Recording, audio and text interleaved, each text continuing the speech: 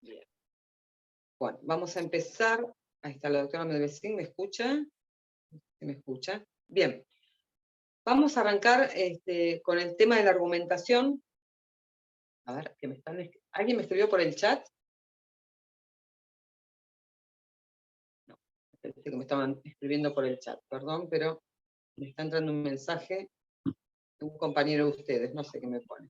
Bien, bueno, perdón la demora, chicos, chicas. Vamos a empezar compartiendo un Power, así vamos explicando. En realidad hoy la teoría es bastante escueta y sencilla, vamos a centrarnos más en lo práctico. Vamos a compartir, a ver si empieza a compartir.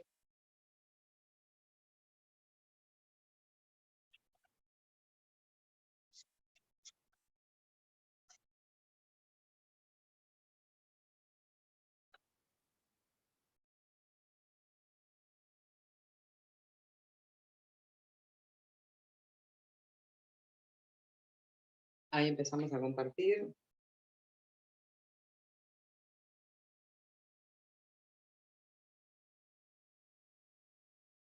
Bien. Vamos a hablar un poquito de argumentación jurídica, que esto es el ABC de la profesión y sobre lo que van a centrar toda su carrera el día de mañana, sea que trabajen desde el rol de la magistratura, o sea, en la función jurisdiccional, sea que ejerzan como profesionales independientes a través de, sea como partes, litigando, sea en una negociación, sea asesorando, lo que fuera. Pero vamos a hablar de la argumentación y vamos a centrarnos de alguna manera un poquito en lo que es ya la función judicial, ¿sí? La argumentación desde el punto de vista de las sentencias, que es quizás la que más nos interesa. ¿Por qué? Porque interpretando cómo argumenta el juez, nos va a dar las herramientas para que nosotros como abogados podamos atacar o cuestionar esa resolución en una eventual apelación. Tomamos esta postura, ¿por qué? Porque por un lado, ustedes el día de mañana quizás estén en la función judicial, con lo cual, bueno, van a aprender cómo debe argumentarse. Entonces ya ese lado, digamos, ya lo tenemos cubierto. Y por otro lado, como recién les decía, si fueran a ejercer la profesión liberalmente, insisto, sea como litigante, asesorando o lo que fuere, tienen que aprender cómo se expresa un magistrado o un juez a través de una sentencia para poder cuestionar en caso que no compartan esa opinión y de alguna manera intentar, que es nuestra labor, crear derecho, planteando al juez que el argumento no corresponde, lo que fuere, para llegar a crear derecho. De hecho, cuando veíamos en la unidad 2, que empezamos a ver el sistema judicial argentino, ustedes tengan presente que una de las vías de acceso a la Corte Suprema de Justicia de la Nación, conforme a la ley 48, es la base de la argumentación, que es la arbitrariedad manifiesta. ¿Cuándo es arbitrario? Bueno, ahora vamos a ver. Cuando no está fundada correctamente, cuando no hay argumentación que sustente ese fallo. Fíjense en lo importante que es la argumentación. Pero bueno, yo acá les pongo que la argumentación es primordial para la tarea del jurista. Jurista en términos generales, ¿sí? Si bien vamos a enfocar la función, insisto, de la magistratura, jurista en sentido amplio, porque, como recién les decía, ustedes como abogadas el día de mañana van a intentar crear derecho cuestionando u observando ese razonamiento para crear uno nuevo. Y de ahí vamos a crear doctrina plenaria y demás, ¿no? Entonces, vamos a ver que a nivel de argumentación, según la concepción que adoptemos, vamos a poder definirla o conceptualizarla de dos maneras, una visión positivista o la visión del sociologismo jurídico. Ahora vamos a ver qué es cada una. Más allá de esto, tenemos que tener presente lo siguiente, que sea cual fuera la postura que adoptemos, la del positivismo o la del sociologismo, la argumentación en términos generales tiene estos dos caracteres fundamentales. El primero es que es de carácter práctico. ¿Qué significa esto? Que de un argumento se va a poder predicar si es verdadero o falso, y se va a aplicar al caso concreto. El argumento se expone y se expide sobre ese caso en particular que está en el despacho del juez para resolver. Es absolutamente práctico, es un argumento que se manifiesta respecto a un caso en particular. Después veremos si lo usamos en otro caso o no, pero el argumento se manifiesta respecto de un caso puntual, por eso es netamente práctico. La otra característica que tiene, insisto, sea cual fuera la postura que adoptemos, es la vinculatoriedad al derecho vigente. ¿Qué significa? Que una vez que ese argumento sea expuesto respecto de un caso particular, va a ser absolutamente vinculable a la persona o situación de que se trate. ¿Por qué? Porque el juez está argumentando en un caso puntual, netamente práctico, y aplicando la norma a esa situación. Con lo cual, ese argumento va a ser absolutamente vinculante lo que resuelva.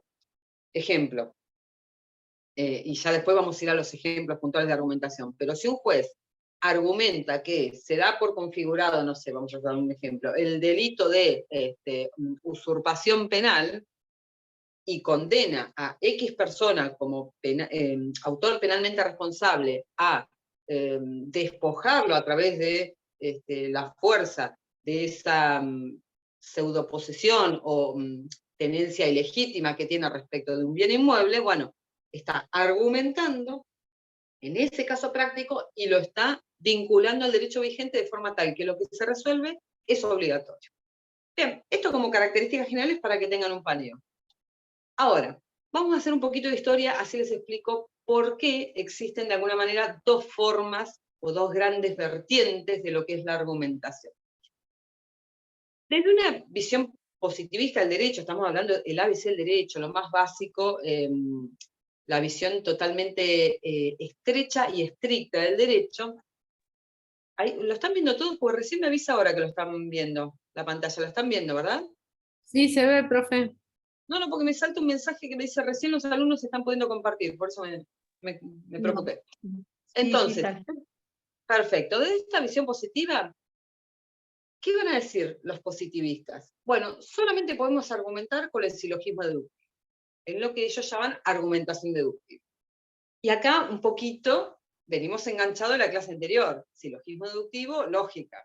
Bien, ¿qué es el silogismo deductivo? Es algo que es netamente práctico, sencillo y básico, y es lo que piensa, como digo yo, doña Rosa o don José en la calle ante una determinada situación que amerite un comentario, si se quiere, de índole jurídico. Dada una norma que impone determinada calificación de una conducta, se configura esa conducta, entonces hay que aplicar esa norma. Hablando, como digo yo en criollo, el que mata va preso, Juan mató, Juan va preso. Eso es un silogismo deductivo. ¿Qué significa? Tenemos una premisa mayor, que impone ante determinada conducta una pena, una premisa menor, que es el hecho comprobado, y el silogismo deductivo es la conclusión, siendo que tal conducta está calificada con X pena, se comprobó que X persona incurrió en esa conducta o realizó esa conducta, consecuencia lógica, surge este silogismo deductivo que determina, bien, hasta ahí llegamos, hay que aplicar esa pena. Contado así, digamos, en abstracto, es fantástico. Es lo que todos pensamos. Por eso digo, es el comentario, lo digo con todo respeto, de doña Rosa y don José, que dicen, a ver, típico caso amarillista de la prensa. Iba a 120 kilómetros por hora en el auto delante de una escuela y atropelló a una mamá que cruzaba a cruzar a los chicos. Y todos van a decir, y tienen que ir preso. Eso es un silogismo deductivo. ¿Por qué? Porque es una conducta reprochable, que se sabe que es punible, porque se acredita que hubo un hecho, porque todos los testigos manifiestan en la prensa que venía a alta velocidad, que no frenó, etcétera, etcétera. Entonces todos podemos razonar este silogismo. Hasta ahí vamos bien. Pero ¿qué pasa? Surge la doctrina del sociologismo jurídico, que dice, no, ¿saben qué? En realidad esta lógica formal, así técnica de premisa mayor, premisa menor, silogismo deductivo, no alcanza. No, necesitamos una suerte de lógica informal, ¿sí? Esta lógica informal que de alguna manera no va a quedarse estrictamente por premisa mayor, premisa menor y silogismo, sino que va a ir un poco más allá para argumentar. Y ahí surge lo que llamamos la teoría de argumentación.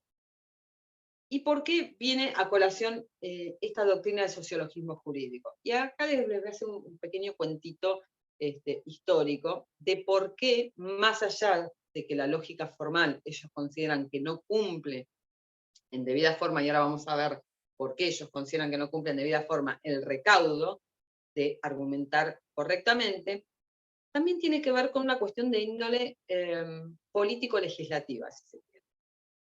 ¿Por qué? Y acá un cuentito histórico. Originariamente, los positivistas utilizaban este sistema que les contaba del silogismo.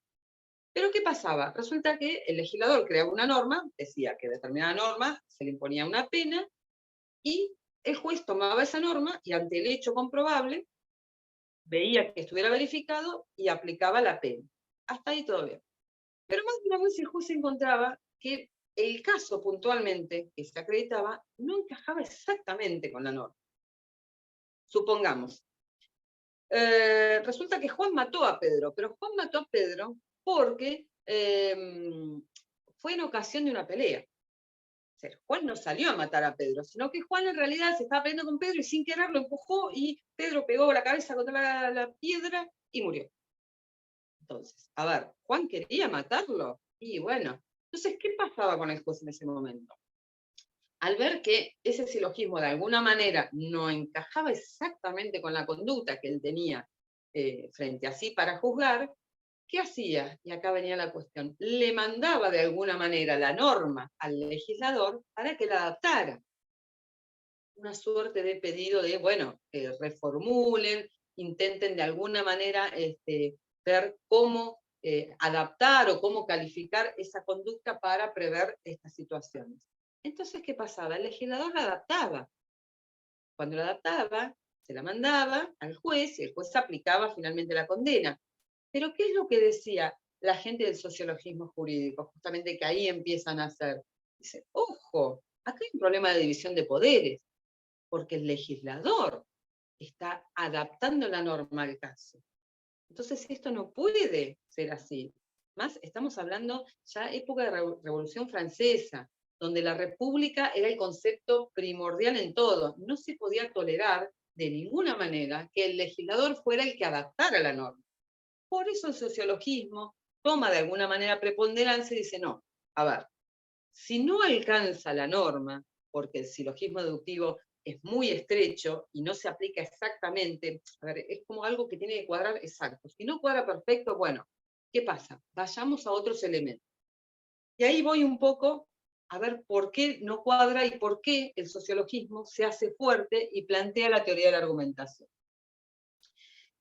Yo ahí les pongo, ahí lo están viendo en la pantalla, no siempre la decisión judicial se sigue lógicamente de la formulación de normas vigentes. Esto es lo que dice el sociologismo. No necesariamente porque una norma califique una conducta, dada X conducta, se va a aplicar sí o sí esa norma. ¿Por qué? Primero por la vaguedad del lenguaje.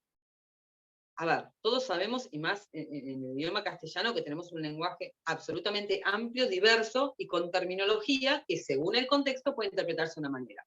Entonces, según cómo está redactada la norma, hay que salir de alguna manera a interpretar qué quiere decir el juez cuando una norma específicamente prevé una terminología precisa o habla, por ejemplo, recién decíamos, homicidio en ocasión de riña. Bueno, ¿riña qué es? Se pelean dos contra uno, se pelean 2 contra 2, se pelean en grupo. Hay que ver, ¿qué es riña? Vaguedad del lenguaje, punto 1. Conflicto de normas. Puede ser que un hecho que el juez tiene para resolver frente a sí, se le apliquen 2 normas que resulten contradictorias. ¿Por qué? Porque hay 2 normas que califican esa conducta, pero según aplique una u otra, puedo tener consecuencias jurídicas diversas. Entonces, ¿qué hago? ¿Aplico una, aplico la otra?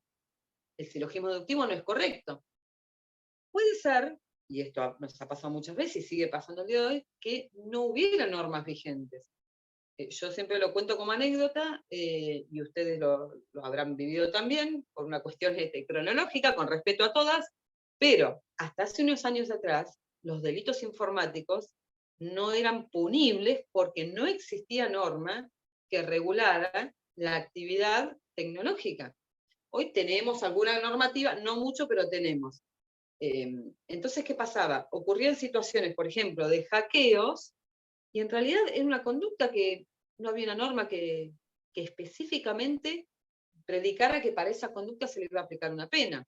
y sin embargo era una conducta que moralmente la gente sabía que era reprochable, pero no había una norma vigente. Y aún nos queda la decisión contra el sentido literal. Puede pasar que, aún aplicando la norma, lleguemos a un resultado injusto, que no es el querido. ¿Por qué? Porque la norma está redactada de tal manera que, viendo la conducta que se configuró, si la calificamos con esa norma, podemos llegar a un resultado no deseado. Esto entre otras argumentaciones. Pero, digamos, tomando estas 4 pautas en términos generales, pero hay muchas más, que de alguna manera vienen a dar un batacazo contra el silogismo deductivo, porque se nota que en estos casos puntualmente pierde fuerza, el sociologismo dice, no, tenemos que ir a la teoría de la argumentación. ¿Y qué es la teoría de la argumentación? Primero y primordial, como ya un poco fuimos adelantando, el juez debe argumentar porque tiene obligación como principio básico de la jurisdicción, de fundar y justificar en debida forma sus sentencias, porque está obligado a motivar las decisiones, o sea, tiene que expresar por qué resuelve determinada cuestión, por qué aplica determinada pena, por qué califica esa conducta con determinado encuadre. Fíjense, insisto, es tan importante esto que la falta de justificación o la falta de expresión de los motivos habilita justamente el recurso por arbitrariedad ante la Corte. Fíjense lo importante que es esto. Entonces, el ABC, el juez tiene que fundar. ¿Cómo va a fundar? Bueno, insisto, hoy por hoy, si existe y todavía se aplica, muchas veces puede utilizar el silogismo deductivo, porque hay casos que son básicos. Hay casos que no dan margen a duda, que tenemos una determinada norma, se configura una conducta que encaja perfectamente, entonces el juez puede aplicar este silogismo deductivo. Básicamente va a expresar en su sentencia que, atento a que, no sé, el Código Civil prevé la norma, que ante tal conducta corresponde tal situación, y dado que los hechos se configuró exactamente el caso previsto en el artículo tal, corresponde hacer lugar al planteo, no sé, de la actora, ordenando indemnizar lo que fuera. Ejemplo, ¿se sigue usando? Sí se usa. Pero aún así, y para de alguna manera despojar de dudas esa resolución y evitar, eso es algo que los jueces se cuidan mucho, evitar que sus sentencias sean tildadas o tachadas de arbitrariedad, podemos recurrir a estas justificaciones. Y ahí un poco es lo que les explicaba. Vamos a tener 2 tipos de justificaciones, o fundamentación o expresión de motivos, perdón, de estos argumentos que manifiesta el juez. La interna, que como recién les explicaba. Sí, ¿quién me preguntó algo? ¿Alguien me preguntó? Quería hacer una aclaración antes de avanzar sobre los tipos de justificación. Sí, se te escucha un poquito con eco. A ver. Sí, a ver ahí, coméntame. porque estoy con la otra. ¿Ahí me escuchan? Sí, ahí se escucha mejor. Decime. Bien. Perdón, que yo escuchaba que alguien hablaba y no te veía. Con los tipos de antes de avanzar sobre los tipos de justificación, una cuestión para relacionar también con lo que vimos en la clase anterior, es que la argumentación no es simplemente expresar los motivos o las razones de una opinión, sino que tiene que ser un concatenado lógico de esas razones y esos motivos. Porque dentro de la falta de lógica también está, digamos, la base de la arbitrariedad. Entonces, ahora la doctora va a desarrollar la justificación interna y externa, está hablando de la argumentación judicial, ¿no? Pero tanto la argumentación del letrado cuando presenta su argumento, como la de la contraparte o del mismo juez, tiene que tener tiene que respetar la lógica y tiene que tener un basamento tal que no sea solamente una mera opinión, porque eso a veces hace confundir que cuando estamos expresando un sentido de algo o queremos justificar algo, solamente dar motivos personales u otros razonamientos que no son argumentaciones en sí. Era para relacionar también con por qué también analizamos en esta materia la lógica. Exacto. justamente, más de una vez, la arbitrariedad, o sea, se tacha de arbitrariedad una sentencia, porque si bien puede tener argumentos expresados, no son lógicos, o no se sigue lógicamente la conclusión que obtiene, por más que, ahora vamos a ver, se valga de lo que llamamos justificación externa, que ahora vamos a ver qué es, la resolución no se sigue lógicamente ni de los hechos, ni del desarrollo de argumentos que hizo el magistrado. No, pero ya me fui, ahí estamos. No, perdón, antes de pasar a esto. ¿Qué me quedaba más por decir? No, entonces, como les explicaba y retomando, el juez tiene estas dos vías para, de alguna manera, argumentar en sus sentencias, y bien puede hacer, insisto, la justificación interna, que es básicamente el razonamiento mental de cómo llega tomando la norma que está prevista en la legislación que fuere, la conducta que se acreditó en el expediente y a partir de ahí la consecuencia lógica que sería el silogismo deductivo. Pero cuando sucede, como recién veíamos, que ocurre la presencia de algunos de estos elementos de vaguedad o de ausencia de norma o de aplicación de dos normas o de aplicación aún en el sentido contrario del objeto o de la naturaleza jurídica en virtud de la cual se creó esa norma, va a recurrir a lo que se llama justificación externa, que básicamente es salir de su razonamiento mental, esto de las premisas mayor y menor, e ir en busca de elementos externos que lo van a ayudar a justificar su sentencia. Y vamos a ver qué justificaciones tenemos. Aclaro de antemano, justificaciones externas, si ustedes van a los libros pueden encontrar miles. No miles, pero 30, 40, 50 modalidades de justificaciones externas hay. Nosotros vamos a centrarnos en las 3 más usadas y después vamos a ver otras más, y ahora vamos a ver ejemplos, pero más que nada primero para que vean las más corrientes y cotidianas y para que aprendan a identificarlas, porque muchas veces es complejo identificar. De hecho, adelanto, en el parcial van a tener que identificar ante un determinado argumento, qué tipo de justificación ha utilizado el juez en esa sentencia. Y ahora vamos a ver, es sencillo, parece complejo, pero es sencillo. Bueno, justificación externa. Vamos a empezar a ver de alguna manera las 3 que son más usadas y más sencillas de interpretar en una sentencia cotidiana. No estamos ya hablando de sentencias de corte que son más complejas, que tienen otro lenguaje jurídico y otra técnica jurídica al momento de desarrollarlas. Pero hablamos de las sentencias primera instancia, segunda instancia, e incluso hasta órgano máximo provincial. Primero tenemos el argumento asimile.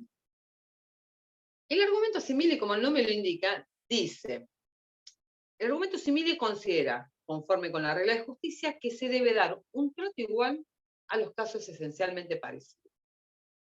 ¿Qué es el argumento asimile? Básicamente es una suerte de analogía. ¿Qué hace el juez?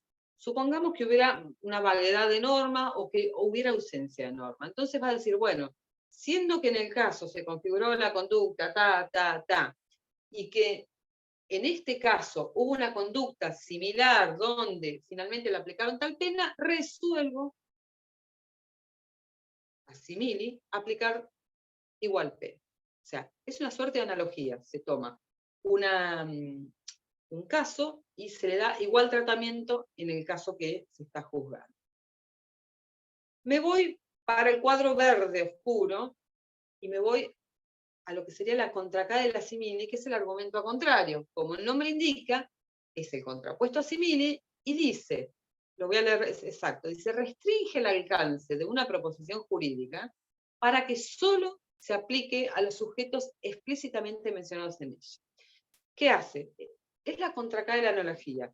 Dice que si dada una determinada situación donde se resolvió, vamos a dar un ejemplo, ahora vamos a leer el ejemplo, pero supongamos que se resolvió, a ver, que solamente el poseedor de mala fe era pasible de desalojo, supongamos, siendo que en el caso estamos hablando de un poseedor de buena fe, al contrario resuelvo que no corresponde desalojar. O sea, voy a restringir el alcance de la norma, ¿sí? solamente tomando a quienes explícitamente la norma señala. Tómenlo esto, yo sé que es medio literal hasta que lo veamos en los ejemplos, pero tengan presente esto, tenemos la analogía o asimili y la contracara, que es el contrario, ¿sí? Que va a restringir el alcance de la norma. Y en el medio tenemos un argumento que es muy, muy común, que se llama a fortiori. ¿Qué es el argumento a fortiori? El argumento a fortiori saca una consecuencia jurídica en vistas a la conclusión que se sacó de otra para la cual había menor motivo. Esto, como siempre decimos con la doctora Medvesig, es el famoso quien puede lo más puede lo menos. ¿Qué significa? Que si para una conducta mayor se resolvió determinada situación, para esta que había menor motivo, obviamente le vamos a aplicar la misma norma. ¿Se entiende?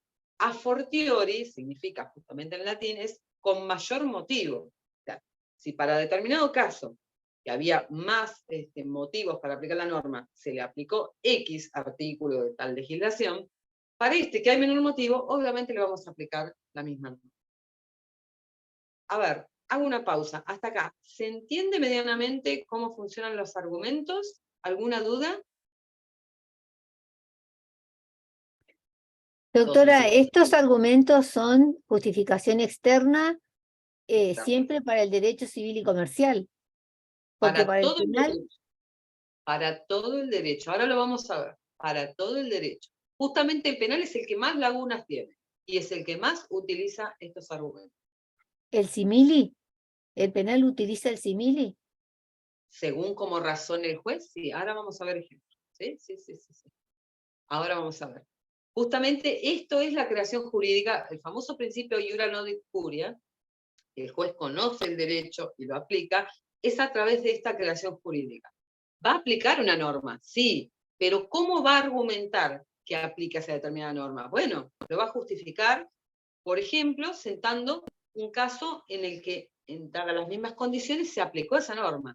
¿Se entiende? No es que está aplicando la norma simili, sino que está argumentando por qué aplica la norma.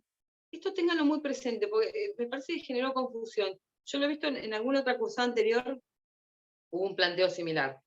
La argumentación es lo que el juez expresa, el motivo de por qué aplica una norma. No es que se aplique una norma a través del argumento, sino que va a aplicar una norma y tiene que decir por qué. Yo le digo, a ver, supongamos, María José me dice, yo voy a aplicar tal artículo. Entonces yo te pregunto, María José, ¿por qué aplicás? Y porque lo dice el código. Eso no es un motivo, es arbitrario. Decime por qué. Bueno, porque fíjate, en el caso tal y tal, hubo una situación parecida y le aplicaron esa norma. Ah, bueno, listo, me diste un motivo. ¿Se entiende? Está bien. O sea, es referido a, en el fallo, por ejemplo, cuando van los considerandos, por qué utilizar, por qué resolvieron, cuando La utilizan los motivación fallos, del razonamiento. A las ver, opiniones de doctrina. Claro, no, yo había ahora, ahí ido vamos a por otro entrar. lado. Ahí vamos a entrar con la doctrina, ahora vamos por ahí. O sea, insisto, cuando comience la clase, el juez tiene obligación de motivar las sentencias. Puede motivarlas internamente diciendo, bueno, yo hice este razonamiento mental. Tenía una premisa mayor que la norma, tenía la premisa menor, que era el hecho comprobable, tomé la lógica pura, formal, utilicé este mecanismo de silogismo deductivo, con lo cual resuelvo aplicar tal pena. Bien, ¿cómo la fundó? Internamente a través del silogismo deductivo. Bueno, fantástico, listo, es correcto, me la motivó de una manera absolutamente lógica y aplicando, insisto, lógica formal. Es muy raro, solamente en casos muy sencillos se le va a aplicar la lógica formal, pero en aquellos casos donde hubiera algún tipo de margen de duda, laguna, ausencia de norma, como veíamos recién, bueno, el juez va a decir, bueno, voy a aplicar tal calificación legal, ¿por qué? Bueno, porque en un caso hubo tal situación, porque en este caso, al contrario, no se aplica para tal situación y sí para tal otra, porque en un caso anterior, para el cual hubo mayor motivo, se resolvió igual. ¿Entienden? Empieza a motivar, expresar por qué llega a esa conclusión con estos motivos. Estos son como los básicos, pero ahora vamos a ver un par más. Y más que nada, o sea, pueden encontrarlos en distintos libros con alguna otra denominación, son básicamente los principales, hay muchos, pero tenemos, por ejemplo, los psicológicos o teleológicos.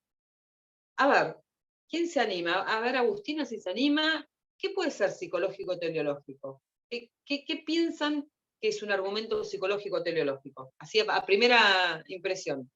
¿Estás por ahí, Agustina? Sí, estoy acá. A ver, ¿qué opinás?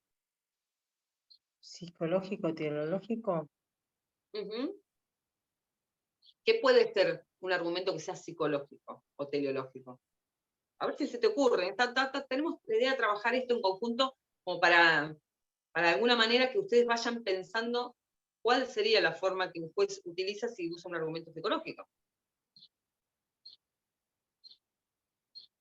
No sé, se me ocurre si la persona está mal, está en un proceso con un tratamiento psicológico, no sé. No. Apuntamos un poquito más a la norma, ¿sí? Estamos viéndolo desde el punto de vista de la norma. A ver, ¿alguna otra de las señoritas, señoras que están acá presentes? ¿Quién se anima? No sé, se me ocurre, doctora, que puede ser una argumentación que apunte al bienestar de la persona, que tenga un fin más relacionado con lo humano. En realidad, por ahí no viene el tema. A ver quién quiere hablar. Tiene más que ver con el fin. No es decir, fundamentos filosóficos, del fundamentos últimos, más profundos, sería lo teleológico. Ahí vamos rumbeado. ¿Qué es lo que hace el argumento psicológico teleológico? Busca de alguna manera ese motivo o ese espíritu que tuvo la ley al momento que fue creada. O sea, va al principio o a lo primigenio de la norma. O sea, ¿qué es lo que tuvo el legislador en cuenta cuando calificó esta conducta como tal o cuando dictó esta norma?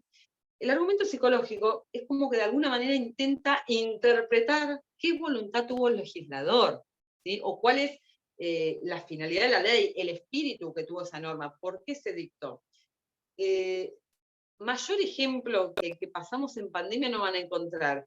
Si ustedes ven toda la normativa que hubo en pandemia y van y leen la expresión de motivos, que como ustedes saben, las leyes, previo a su dictado, o sea, para acompañar la expresión de motivos. ¿Qué es esto? Es de alguna manera expresar por qué llegamos a sancionar determinada ley o el Congreso, ¿no? En este caso particular, o legislatura provincial. Entonces, cuando uno va y mira la expresión de motivos, por eso daba el ejemplo de pandemia, ahí vimos la mayor cantidad de argumentos psicológicos o teleológicos cuando los jueces empezaron a utilizar la normativa de pandemia. Por ejemplo, se suspendieron ejecuciones hipotecarias, despensas, desalojos, hubo mucha suspensión de procesos a nivel nacional en términos generales. Entonces, ¿qué hacía el juez cuando, supongamos que yo le planteaba, no sé, se decrete la subasta de una propiedad, me saltaba la resolución diciendo, no, atento lo resuelto por el decreto tal del Poder Ejecutivo, están suspendidas las ejecuciones. Punto, seguido. En atención al estado de pandemia global, siendo que hay una suerte de recesión imperante a nivel mundial porque cuestiones de salud y salubridad global nos obligan a parar, Después, ¿qué hizo? Fue al por qué. O sea, ¿por qué al presidente de la Nación se le ocurrió sacar un decreto suspendiendo los juicios? Y ahí fuimos a lo psicológico, a lo teleológico, al espíritu de la ley, o el decreto en este caso, no la norma. ¿Por qué? Y porque había una situación imperante que de alguna manera nos llevaba a poner un stand-by, una pausa en todos los procesos, porque la gente no estaba trabajando, no generaba ingresos, no había forma de pagar las deudas, los intereses seguían corriendo, etcétera, etcétera. Entonces, ¿qué mejor ejemplo para ver un argumento psicológico teleológico que, por ejemplo, la pandemia? Pero los hay y los hubo siempre. Insisto, quizás esto no tanto en sentencias de primera instancia, sí más sentencias de alzada, van a ver que los jueces de alguna manera empiezan a evaluar la voluntad del legislador. Y no es un dato menor, porque cuando justamente estamos, como decíamos recién, justificación externa, ante una situación que quizás la norma tiene cierta vaguedad, o no hay norma para el caso, o hubiere dos normas, bueno, vamos a ver cuál fue el espíritu de la ley en esas dos normas, y quizás, analizando el espíritu de la ley, vamos a definir cuál de las dos aplicamos, porque una quizás se adecua al caso concreto y la otra no tanto, porque tuvo en vista otra situación. Eso en cuanto al psicológico, ¿se entiende ¿Quedó claro? Sí, sí. Bien. Después tenemos uno que es, a mí particularmente me encanta, hay que tener mucho cuidado al utilizarlo, porque los jueces son a veces un poquito susceptibles y no les gusta que los pongamos en absurdo. Justamente, la reducción al absurdo es, de alguna manera, siempre, como decía la doctora Medvecik, utilizando la lógica, es demostrarle que si aplicamos el razonamiento conforme el cual se aplicaría determinada norma para calificar la conducta que se comprobó en la situación de un expediente, llegaríamos al absurdo de lograr, por ejemplo, un interés contrapuesto al que pretende la parte actora, o una situación de absoluta ilegitimidad, o de absoluta inequidad, o de absoluta injusticia. Entonces, los jueces a veces lo utilizan, no es de los más usados, pero muchas veces los jueces demuestran, porque, a ver, como recién les explicaba, esto generalmente es usado por las alzadas, ¿sí? Los órganos revisores a través de una apelación. Entonces, de repente, indicar que la sentencia del juez de grado de primera instancia es, su argumento lleva al absurdo, es algo así como un golpe de impacto para el magistrado inferior. Entonces los jueces tratan de alguna manera, salvo que sea algo muy obvio, muy evidente, quizás no lo utilizan tanto porque es como un toque hasta, si se quiere, un poco cordial entre magistrados, que la Cámara de Apelaciones, por ejemplo, le diga al juez de primera instancia que su argumentación lleva al absurdo. Si lo usamos más los abogados al momento de argumentar. Como nosotros los abogados defendemos una sola bandera, estamos de un lado y el otro abogado está del otro, no tenemos problema en justamente litigar en contra del otro abogado, y no tenemos problema en decirle al juez que de repente su argumento lleva a un absurdo. Pero bueno, está más visto entre, digamos, de la parte del abogado que argumenta, en este caso en una apelación. Pero bueno, el absurdo es esto, es demostrar que el razonamiento es absolutamente ilógico y lleva una consecuencia no deseada. Luego tenemos que es absolutamente usado, y esto es lo que ustedes lo habrán visto en cualquier fallo que hayan leído, que es los precedentes. Es básicamente el sistema del common law, donde lo utiliza el derecho anglosajón. El derecho anglosajón utiliza al 100% la argumentación por precedentes. ¿Qué hace? Bueno, toma lo resuelto en otro caso, entonces cita el fallo. Atento a lo resuelto en auto fulano o mengano, vamos a aplicar lo mismo que se resolvió en ese expediente. Eso es el precedente, utilizar un fallo, una resolución que se hubiera adoptado por otro tribunal, sea el mismo fuero, sea el mismo órgano, depende, puede ser el mismo órgano emisor, la misma Cámara de Apelación, el mismo juzgado, o puede ser un órgano superior o un órgano de mismo grado, pero de otro, por ejemplo, de otro departamento judicial. Los precedentes son absolutamente usados. Después tenemos que, sobre todo me imagino a las dos María José, que son las dos docentes, les va a gustar mucho, es el semántico. ¿Y por qué digo que les va a gustar? A mí particularmente es uno que me encanta. Como buenas docentes ustedes sabrán que el concepto semántico apunta a ver la interpretación de la formulación de la norma. ¿Qué significa esto? Vamos a evaluar semánticamente cómo está expresada esa norma. Entonces, el argumento semántico va a decir, bueno, supongamos, ha habido toda una cuestión incluso ahora con la normativa de género.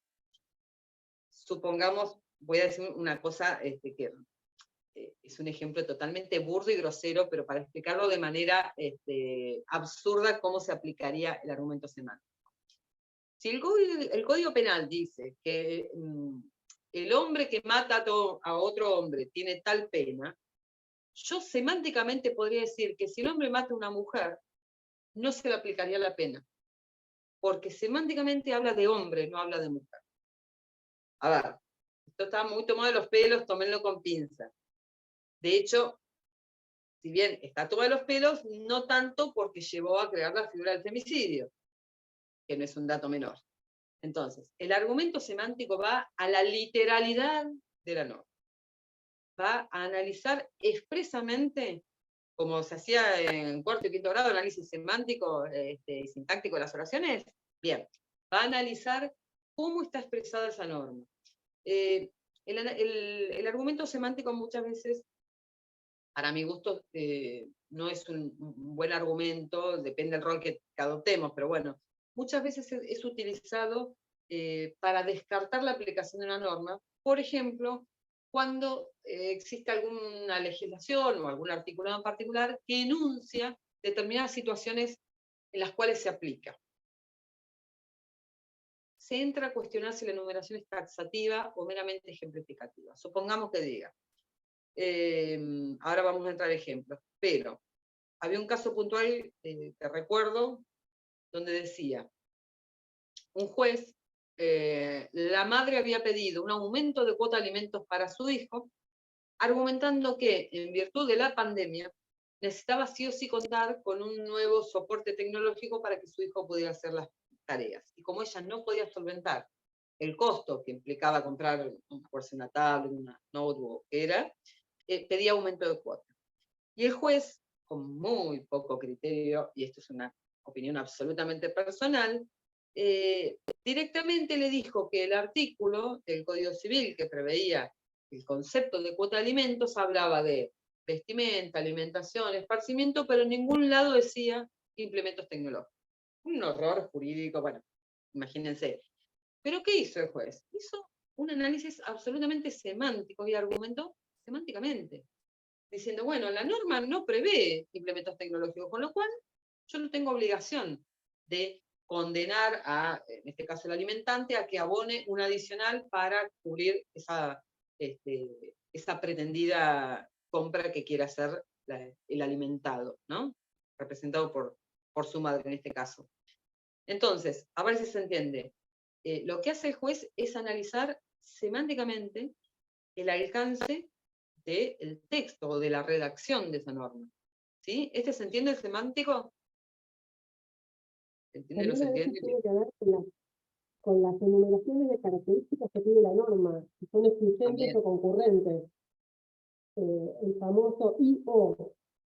También. O mismo en el contenido, en la característica que se le da a una norma. No me acuerdo exactamente cuál era el artículo del Código Penal, pero creo que era el aviso deshonesto, que hablaba de mujer idiota obviamente. Ay, se te escucha muy mal. Muy mal. O habla un punto más despacio para que se te interprete, porque no se te escuchó lo último, perdona. ¿Ahí se escucha? Sí, ahí mejor, pero un poquito más despacio se entiende. No, hablaba de la literalidad y a veces que la norma trae caracterizaciones que no se sabe si son excluyentes o concurrentes. Exacto. Por ejemplo, cuando dice y o. Claro, exacto. Ahí hacen el análisis semántico y de alguna manera el juez se vale de eso, o bien para determinar que es excluyente o que es incluyente. Según cómo lo interprete, semánticamente puede determinar una u otra figura. Y por último, así entramos en los ejemplos, que lo que más me interesa, están los dogmáticos. Los dogmáticos lo van a ver. Una Sí, consulta. sí. Por ahí yo he leído los tratados internacionales o en algunas conferencias internacionales que la Argentina participa o ha participado, se hace como si fuese un glosario, que esta Sí, parte semántica se aclara. En las exacto. leyes, en la Argentina, eso no se hace, ¿o sí? No. Yo no lo he visto, pero por ahí alguna que no me enteré. No. Justamente es la tarea del juez, de alguna manera, interpretar el sentido y alcance de la norma. Esto es la justificación externa. ¿Cómo? Y bueno, con un argumento semántico. Ahora vamos a ver ejemplos. Nos queda el dogmático, que el dogmático sí es, yo les diría casi estrictamente de Tribunal Superior, y casi les diría netamente de Corte Suprema de Justicia, porque el dogmático va a lo que llamamos la ciencia del derecho. ¿Sí? Va a investigaciones, va a esa doctrina absolutamente estricta que analiza, como por ejemplo puede ser, que yo les mencionaba hace un rato, la naturaleza jurídica de la norma. El dogmático va de alguna manera a la esencia en virtud del cual luego una norma califica una conducta. ¿Sí? Supongamos, si fuera, no sé, el homicidio, por decir, que está calificando una conducta, bueno, empieza a analizar dogmáticamente qué supone en sí la conducta de homicidio. Incluso empieza a analizar desde el punto de vista de lo biológico, de cuándo es la muerte, cuándo no es la muerte, cómo opera, en qué condiciones, ¿se entiende? Es como que va a la esencia misma de esa figura analizado desde un punto de vista de la ciencia jurídica. ¿Sí? Bueno, esto leído así es como medio en abstracto. Vamos a ver los casos concretos. Vamos a dejar de compartir acá. Yo ahora les voy a subir algunos ejemplos con la pizarra y los vamos a ir leyendo. Y ustedes me van a decir si de alguna manera logran identificarlos. Esperen que les copio. Copiar. ¿Puedo hacer una ¿Está? pregunta, profe? Sí.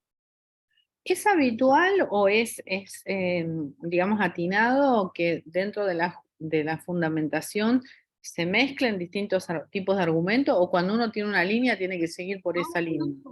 No, Todo. no. Puede haber. Es más, las sentencias de corte son, pues digo yo, un tratado de argumentación. Hay de todo tipo, color y forma. Y es más, cada voto, ustedes recuerdan que cada magistrado puede emitir su voto o puede adherir al voto de otro juez, ¿no? Pero hemos visto argumentos de los que se les ocurra. Bueno, ahí les voy a copiar y pegar, y vamos a ver quién es la primera, la primera valiente en interpretar un argumento. Ahí vamos a pegarlo, un momentito. A ver ahí si lo pueden ver. ¿Lo pueden ver todas? Yo lo veo, sí. Bien, a ver. Vamos con María José Torres. A ver, te mando al frente primera. Vamos que María José podés. Léelo en voz alta, tranquila. Surge de la prueba colectada que los comerciantes inscriptos están obligados a tributar el impuesto al valor agregado. No obstante, se ha acreditado en autos que la actividad de la sociedad de hecho no era comercial, con lo que se desprende a contrario que la sociedad demandada está exenta de pagar IVA. Y sí, la de, no me acuerdo cómo se llamaba, pero justamente la de contrario, ¿no? Exactamente, te lo está diciendo el texto en este caso y por eso se los pongo porque es muy obvio. Fíjense cuál es el razonamiento, y esto es lo que quiero analizar. En este caso, y les cuento un poquito los antecedentes para que no sea tan traído de los pelos el argumento. En este caso, había una sociedad de hecho donde cae una inspección de AFIP y le exige que tenía que tributar el IVA. Entonces hacen una presentación, los miembros de esta sociedad de hecho, Juan y Pedro, no importa, y demuestran con la prueba colectada, que en realidad ellos no tienen una actividad comercial. Eran una sociedad colombófila, de las que hacen carrera de palomas. Estoy recordando el caso. Entonces, ellos le demuestran al juez que en realidad no tenían ningún objeto lucrativo, ni fin lucrativo, ni mucho menos, sino que una sociedad no comercial. Que si bien podía haber algún tipo de actividad que emitieran recibos de la cuota, que cobraban a los miembros, todo lo demás, no era comercial. Entonces, ¿qué dice el juez? Viendo la prueba que colectamos, ¿sí? Resulta que los que están inscritos tienen que pagar IVA, ¿sí? Pero siendo que la actividad, en este caso, no está calificada como comercial, a contrario, no tienen que pagar, están exentos. ¿Se entiende cómo funciona el razonamiento o hay alguna duda? ¿Sí? A mí se me complican con mis otros conocimientos este argumento, pero Es que María José, yo te voy a dar un consejo. Vos acá sí. tenés que estar, ahí sí, tenés que estar a la literalidad de la norma. Vos tenés que basarte en lo que estamos explicando, las modalidades que hay de argumentación, y en base a las distintas versiones que hemos visto de justificación externa, ver dónde encaja cada argumento. Más allá de que vos interpretes, yo te dije, hay muchas formas de argumentar. Quizás vos tenés un encuadre donde puedas encasillar este caso en particular en una argumentación que a vos se te ocurre, y está fantástico. Pero para no generar una situación de complejidad, si vos tenés por clase que explicamos tal argumento, bueno, vamos a de alguna manera pedir los básicos, ¿sí? Ahora, si vos querés fundarlo y me lo desarrollás, bienvenido sea. Si está bien fundado, yo lo voy a aceptar, porque acá, insisto, esta materia que estamos terminando hoy con las clases, es desarrollar las competencias que ustedes como profesionales van a tener que, de alguna manera, tener trabajadas y desarrolladas a futuro. Entonces, una de las competencias es argumentar, y argumentar sólidamente. Bueno, si vos tenés la forma, bienvenido sea. Pero yo te recomiendo, por un tema de complejidad, y porque quizás yo de alguna manera subsumo que todavía no estás muy canchero en esto de la argumentación, si bien sí, desde el punto de vista de tu otra actividad o tu experiencia, pero no jurídica. Entonces, yo te recomiendo, si podés, pasate en los jurídicos que estamos viendo ahora, que son el ABC de estos argumentos. Si te animás, bienvenido, pero yo para no meterte en un berenjenal que después me diga, uy, no sé cómo pero salir. no, a mí porque me preocupa en el parcial, porque yo me digo, sí, o sea, no sé la fecha de esto que está puesto acá, porque Pero la ¿por qué sociedad buscamos de... esto? ¿Cómo? Claro, pero ese es el problema, porque vos te estás yendo más allá. Vos tenés que tomarlo textualmente como está y ver cuál es el mecanismo mental que utilizó el juez. No importa la fecha, tomalo en abstracto. ¿Qué es lo que hizo el juez? Dijo, si para esta situación se aplica esto, al contrario, como acá no se aplica, lo saco y no lo aplico. No importa la fecha. Vos olvidate digamos, de los hechos en particular, cómo se dieron. Vos lo que tenés que ver es el mecanismo mental que utilizó el juez. Más Si es una allá si es justificación correcto o interna, sería interna. incorrecto.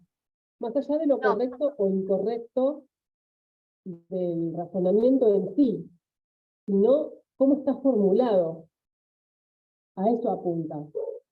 no, está bien. Lo que pasa es que las sociedades de hecho ya no están más. Si es una asociación colombófila, sería otra, o sea, eso es lo que me complica. Pero bueno, no entendido, entiendo lo que, entiendo de lo que están hablando. Podríamos analizar un fallo de otro país, con otras normas, si quisiera.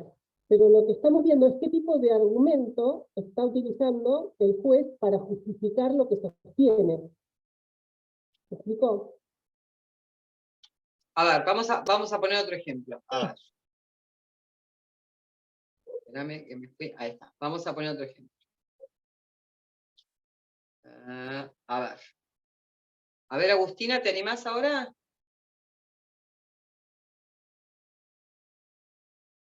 ¿Estás por ahí, Agustina?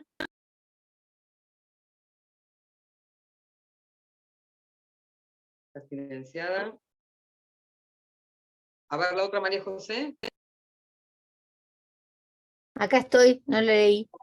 Como A los ver. préstamos con un interés de un 12% son permitidos, con mayor razón son permitidos los préstamos con un interés anual del 8%. O sea, entonces, sí, yo tendría que ir a una justificación externa, yo diría que a fortiori, porque lo que puede lo más, puede lo menos. Perfecto. ¿Sí?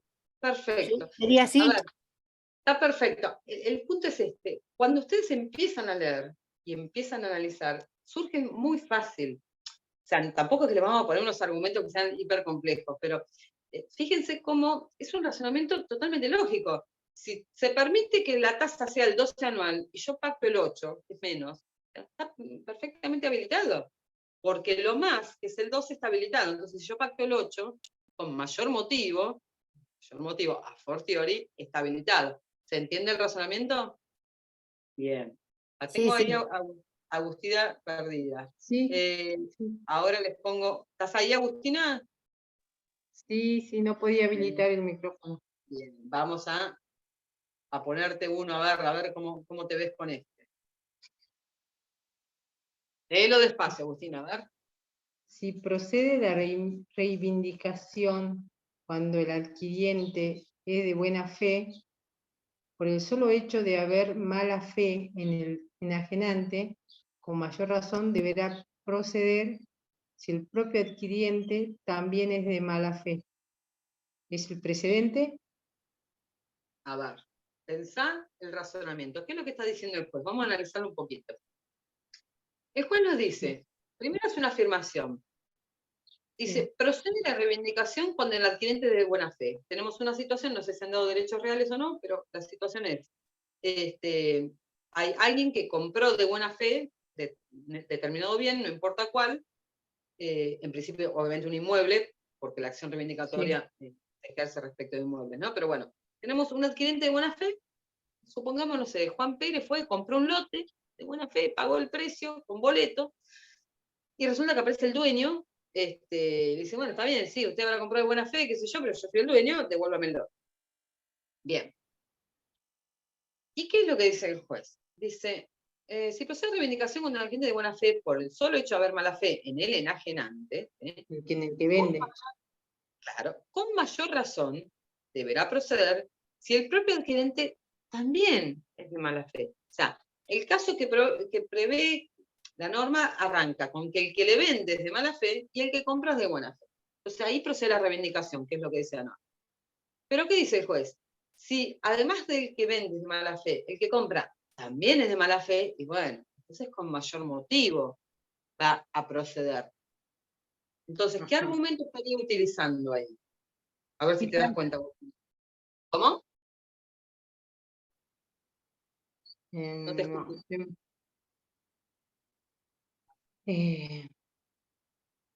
Tranquila, tranquila. A ver, ¿alguna de las María José? También es a fortiori, ¿no? Exacto. ¿Por qué? Porque utiliza este concepto de con mayor motivo, o con mayor razón. Fíjate, por eso acá sí, y hasta semánticamente les diría, está bueno analizar la terminología que usa el fallo. Generalmente, en las mismas palabras está expresada el tipo de argumento, porque en la otra vieron que decía contrario. Bueno, en esta dice con mayor razón, o sea, en latín sería a fortiori. Con mayor razón en latín se dice a fortiori. Así como decimos a priori, a fortiori. Bueno, ¿qué es lo que está diciendo el juez?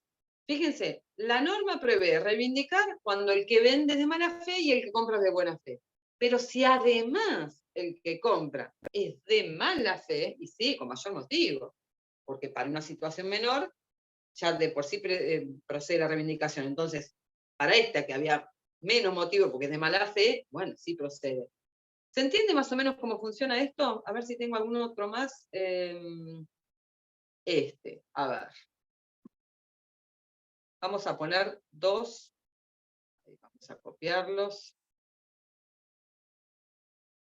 Los voy a pegar acá. Quedó.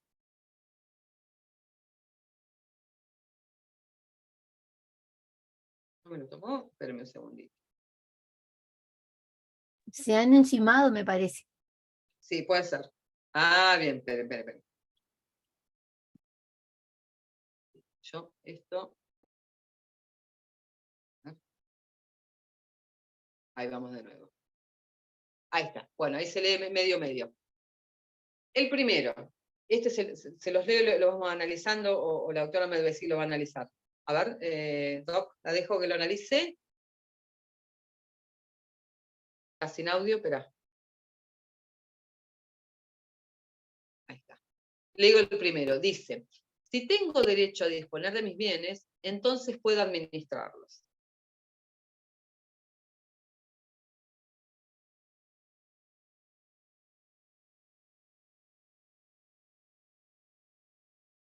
¿Tenés audio? ¿Puedes hablar o lo explico yo? No te escucho. Parece que está silenciada. Bueno, no importa. No sé si me escucha o se le cortó. A ver, esto viene por el principio básico, ustedes deben saber, por según las materias que vayan cursando, que una cosa es la disposición de los bienes y otra la administración. ¿Sí? Disposición supone la capacidad de, justamente como el nombre indica, disponer, vender, transferir de alguna manera los bienes. Administrar supone, de alguna manera, sacarle un rédito, sea alquilando, sea eventualmente dándolos en garantía y demás. Entonces, ¿qué es lo que nos dice este argumento? Que si yo, por ejemplo, supongamos que yo puedo testar X porción de mis bienes, y puedo venderla y puedo grabarlos con hipoteca y puedo hacer lo que se me ocurra, con mayor motivo, con mayor razón, puedo ponerlo en alquiler. ¿Se entiende? Esto es un argumento a fortiori. El argumento de abajo dice, si el locatario no puede alterar la cosa locada sin consentimiento del locador, menos aún puede infringir un daño. ¿Qué significa? Si yo estoy alquilando, no sé, un local comercial, y una de las cláusulas del contrato dice que yo no puedo supongamos, alterar la fachada del local, a menos, o sea, sin consentimiento del locador, ¿no? Entonces, ¿puedo romper la fachada? No, porque si ni siquiera puedo alterarla, menos aún voy a poder romperla. Estos son dos típicos argumentos a fortiori, los pongo más que nada para Agustina, que tenía dudas. Agustina, ¿comprendés el concepto a fortiori o te quedó medio en el aire? Sí, sí, ahora sí. Bueno, por eso te los traje, porque te vi que estaba complicada, es hasta que le tomes la mano, después se ve muy claro, ¿sí? Pero por eso les traía estos ejemplos. Y a ver, el resto ya son muy complejos, no les quiero poner uno demasiado complejo. No, estos ya son A muy mí me complejos. gustaría ver uno argumento a contrario, si puede ser. Un segundito.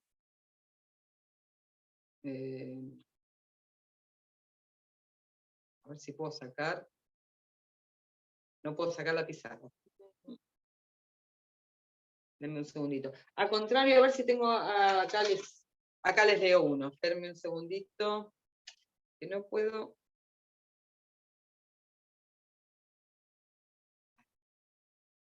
A ver si volvía. Me sigue.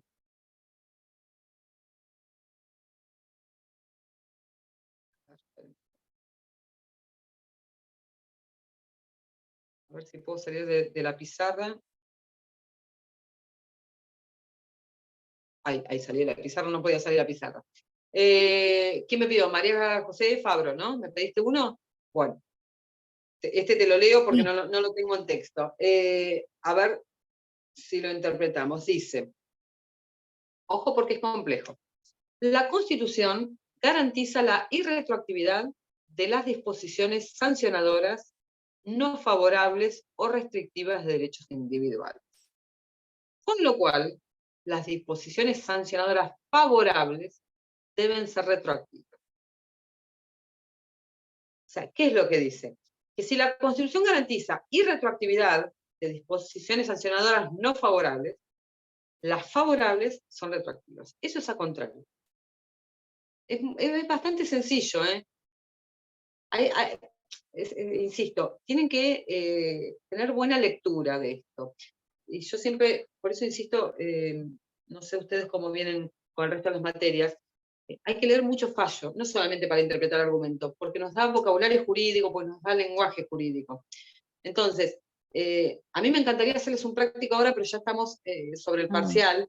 Si tuviéramos, nosotros en presencial, que tenemos más clases, lo que hacemos esto lo trabajamos en clase, bajamos un fallo entero, generalmente de corte, con mucho argumento, y los hacemos trabajar para que busquen argumentos, porque hay que leer los fallos. Y justamente un poco lo que hablábamos antes, leyendo los fallos ustedes pueden encontrar montones de argumentos.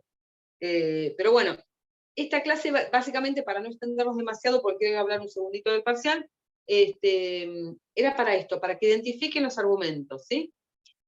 Aclaro, ya que está quedando grabada, y lo voy a subir para que el resto de los alumnos lo puedan ver.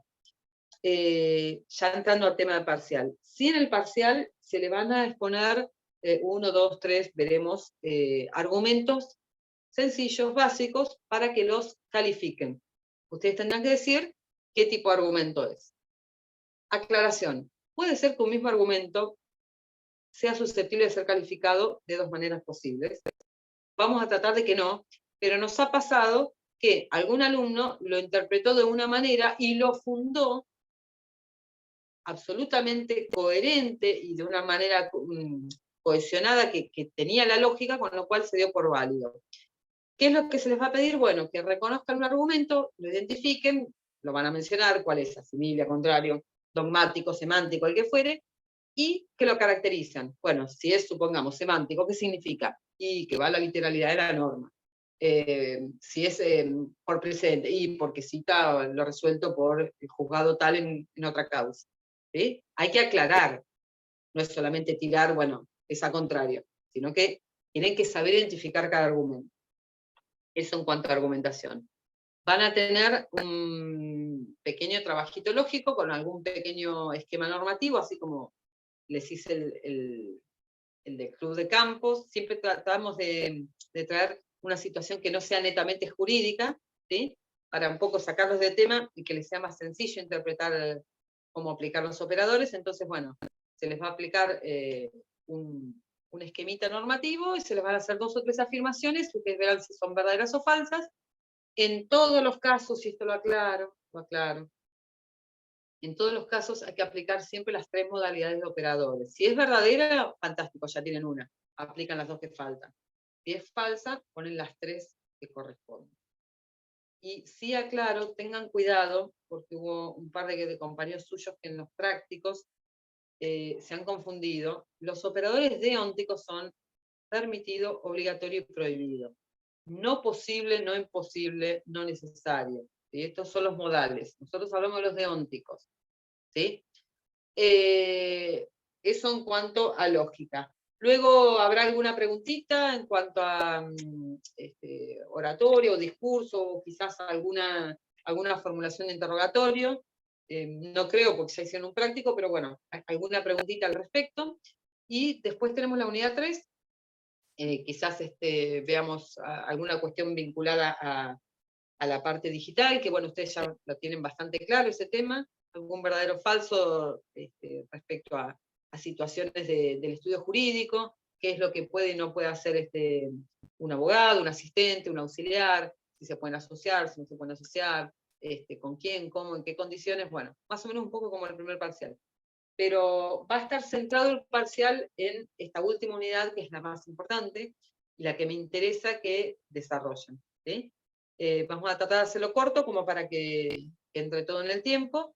Y bueno, no sé si la doctora Medvesic habló con el soporte para la posibilidad de hacer algún tipo, porque justamente, perdona, claro, se cambió el sistema, ahora tenemos bueno, otro tema de soporte técnico, entonces bueno, vamos a ver si podemos de alguna manera implementar lo que nos pedía María José de Torres, de una suerte de... Todavía no te lo puedo confirmar. Ah, bien, bueno, Pero veremos. lo pedimos. Ya lo pedimos. Bueno, entonces en principio el jueves que viene, 18-15, las veo a todos. Para el parcial vamos a tratar en lo posible que el día lunes siguiente ya tengan las notas para saber quién tuviera que ir a recuperatorio, se prepare para el otro jueves. ¿Sí? Agustina, te escucho. Es posible que no me pueda presentar al parcial este jueves. Muy bien. Voy directamente al recuperatorio, es el próximo jueves, ya está la fecha. El otro jueves. Sí. Sí, porque no tenemos más, tenemos el cronograma, está subido en la plataforma. Me parece que es feriado, por eso. No, entonces es el lunes, a ver, ya tengo el cronograma acá, ya te digo. Lunes 5. A ver, ya te digo. O no sé si tienen ahí abierta el aula para ver el cronograma. Ya les digo, cronograma, acá estoy entrando. Espérenme un segundito. Sí, porque lo vimos de antemano, esto lo subimos la primera clase, cronograma cursada. Ahí les digo. El recuperatorio, porque recuperan primero y segundo parcial, todos juntos. Espérenme que está abriendo y la aula está abriendo. Ya te digo. Bueno, ahí está. Espérame, clase, recuperatorio, bueno, se tilda la página. No puedo abrir. Acá. 5 de diciembre. Sí, con lo cual... A las 6 de la tarde. Sí. El 5 de diciembre 18-15. Sí, el 5 de diciembre es lunes. Lunes. Sí. ¿Sí? A las 6:15 de la tarde. Eventualmente, claro, nosotros pusimos a confirmar. Sí, lo que podemos hacer, si no, podemos pasarlo al 6 para que tengan un día más y nos da el margen de poder llegar a corregir. Porque quizás alguno que piensa que aprobó y no aprobó no va a tener tiempo de releer. Me parece que lo vamos a pasar al 6, si están de Está acuerdo. bien. Sí, porque no nos va a dar margen para corregir. Más que nada como para... Sí, ahora terminamos la clase y lo voy a poner en aviso que el recuperatorio va a ser el martes 6, 18-15, ¿sí? Bien. Doctora, y para rendirlo a finales, bueno, cierra el primero la inscripción, así que ahora no se puede. No, porque nos vamos a entregar notas, nosotros no entregamos notas hasta el 6 de diciembre. No, porque rendimos el primero, así que imposible, y cierra el primero, la inscripción No, para... febrero. Después Febrero. está febrero, o bueno, las otras instancias. Bien. Si no hay más dudas, voy a bien. ya detener No. la grabación. Sí, deténgala, pero quiero hacer una pregunta respecto a los operadores modales. Bueno, detengo ya la grabación.